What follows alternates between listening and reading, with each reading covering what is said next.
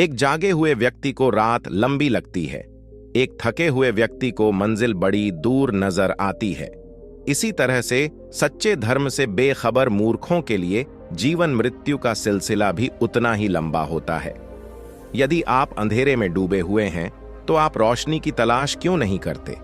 जिस प्रकार लापरवाह रहने पर घास जैसी नरम चीज की धार भी हाथ को घायल कर देती है, उसी तरह से धर्म के वास्तविक स्वरूप को पहचानने में हुई गलती आपको नर्क के दरवाजे पर पहुंचा सकती है।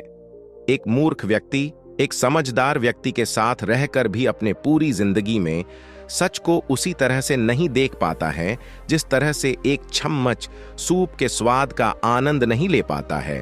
जिस तरह आकाश में मिट्टी उछालने पर वह मुंह ओर ही गिरती है, उसी तरह मूर्ख व्यक्ति जब अच्छे लोगों के साथ बुरा करने की कोशिश करता है तो उनका खुद का ही बुरा होता है। शक की आदत सबसे खतरनाक है। शक लोगों को अलग कर देता है। ये दो अच्छे दोस्तों को और किसी भी अच्छे रिश्ते को बर्बाद कर देता है। अगर आपको अच्छा साथी ना मिले तो अकेले ही चले उस हाथी की तरह जो कि अकेले ही जंगल में घूमता है। जिस तरह तूफान एक मजबूत पत्थर को हिला नहीं पाता, उसी तरह से महान व्यक्ति तारीफ या आलोचना से प्रभावित नहीं होते। आसमान में पूरब और पश्चिम का विभेद नहीं है। लोग अपने मन में भेदभाव को जन्म देते हैं और फिर इसी को सच मान लेते हैं और इसी पर विश्वास कर लेते हैं। जो व्यक्ति विचलित करने वाले विचारों से मुक्त होते हैं उन्हें शांति अवश्य प्राप्त होती है। चाहे आप तो जितने पवित्र शब्द पढ़ लीजिए या बोल लो, लेकिन वो आपका क्या भला करेंगे जब तक आप उन्हें उपयोग में नहीं लाते। यदि आप समस्या का हल निकाल सकते हैं तो फिर चिंता क्यों? और यदि समस्या का कोई समाधान नहीं है तो फिर चिंता करने का भी कोई फायदा नहीं है। यदि आप दिशा नहीं बदलते हैं तो आप संभवत वहां पहुंच जाएंगे जहां आप जाना चाहते हैं। दूसरे लोगों के दोष को ना देखें, ना ही उनकी गलतियों को। इसके बजाय अपने खुद के कर्मों को देखें कि आप क्या कर चुके हैं और क्या करना बाकी है। उदार हृदय, दयालु वाणी और सेवा और करुणा का जीवन वे बातें हैं जो मानवता का नवीनीकरण करती हैं। इस दुनिया तीन चीजें लंबे समय तक छिप नहीं सकती: सूर्य, चंद्रमा और सत्य। सत्य के मार्ग पर चलते हुए कोई व्यक्ति दो गलतियां कर सकता है। एक, पूरा रास्ता तय न करना, और दूसरा, इसकी शुरुआत भी नहीं करना। आप अपने गुस्से के लिए दंडित नहीं हुए, आप अपने गुस्से के द्वारा दंडित हुए हो। शब्दों के भीतर नष्ट करने की और स्वस्थ करने की दोनों ही शक्तियां होती हैं।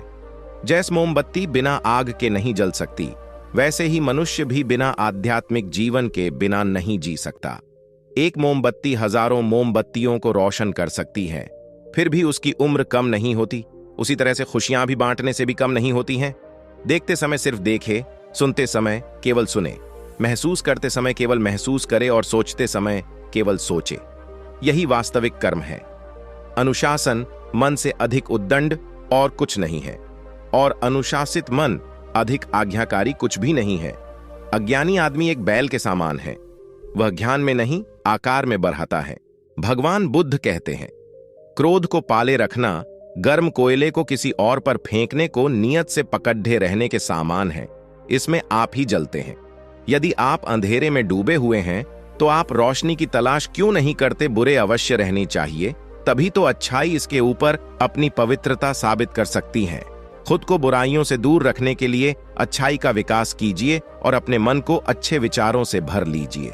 हमेशा याद रखें कि बुरा कार्य अपने मन में बोझ रखने के समान है। ज्ञान ध्यान से पैदा होता है और ध्यान के बिना ज्ञान खो जाता है। इसलिए ज्ञान की प्राप्ति और ध्यान के इस दुगुने मार्ग को जानकर किसी व्यक्ति को स्वयं को इस तरह से साधना चाहिए ताकि ज्ञान में वृद्धि हो सके। मैं कभी नहीं देखता कि क्या किया गया है, मैं केवल यह देखता हूं कि क्या करना बाकी है।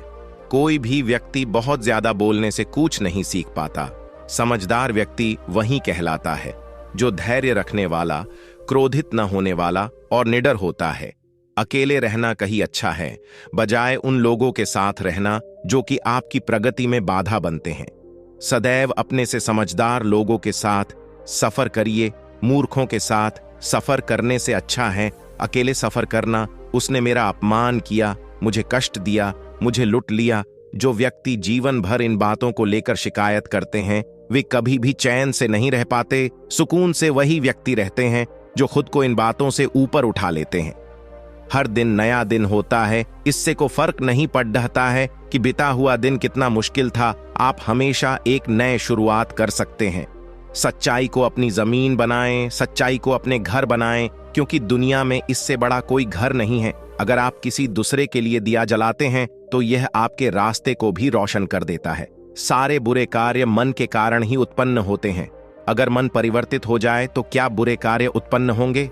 जिस व्यक्ति का मन शांत होता है, जो व्यक्ति बोलने और अपना काम करते समय शांत रहता है, वह वही व्यक्ति होता है जिसने सच को हासिल कर लिया है और जो दुख तकलीफों से मुक्त हो चुका है। निश्चित रूप से जो नाराजगी युक्त विचारों से मुक्त रहते हैं वह ही जीवन में शांति पाते हैं। झरना बहुत शोर मचाता है, लेकिन सागर बहुत गहरा और शांत होता है। खुशी उन तक कभी नहीं आएंगी जो उसकी सराहना नहीं करते, जो उनके पास पहले से ही मौजूद हैं। अगर आपका चित्त शांत है, तभी आप इस ब्रह्मांड के प्रवाह को सुन पाएंगे, इसकी लयताल को महसूस कर पाएंगे। खुशी इसके आगे रहती है और ध्यान इसकी चाबी है।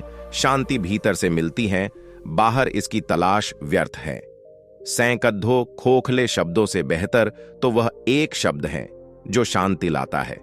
अच्छे स्वास्थ्य में शरीर को रखना हमारा एक कर्तव्य है, अन्यथा हम अपने मन को मजबूत और साफ रखने में सक्षम नहीं हो पाएंगे।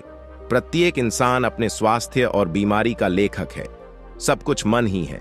हम जैसा सोचते हैं वैसा ही बनते हैं। आपका शरीर अनमोल है, यह जागृत होने के लिए हमारा ध्यान है, इसका ध्यान रखिए। स्वास्थ्य सबसे बड़ा उपहार है, संतोष सबसे बड़ी संपत्ति और वफादारी सबसे अच्छा रिश्ता है। जब तक आपके मन में नाराजगी के विचार पोषित होते रहेंगे, तब तक आपका क्रोध भी बना रहेगा।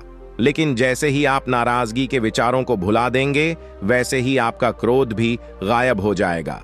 यदि आपका खुद पर पूरा नियंत्रण है, तो आपको वह क्षमता हासिल होगी जिसे बहुत ही कम लोग हासिल कर पाते हैं। जीवन में कुछ भी स्थायी नहीं है। अगर मनुष्य शुद्ध सात्विक जीवन जीता है, तो कोई चीज उसे नष्ट नहीं कर सकती है।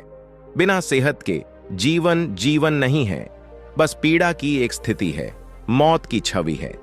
चलिए ऊपर उठे और आभार व्यक्त करें, क्योंकि अगर हमने बहुत नहीं तो कुछ तो सीखा, और अगर हमने कुछ नहीं सीखा तो कम से कम हम बीमार तो नहीं पड़े, और बीमार पड़े तो कम से कम मरे तो नहीं। इसलिए हम सब आभारी हैं।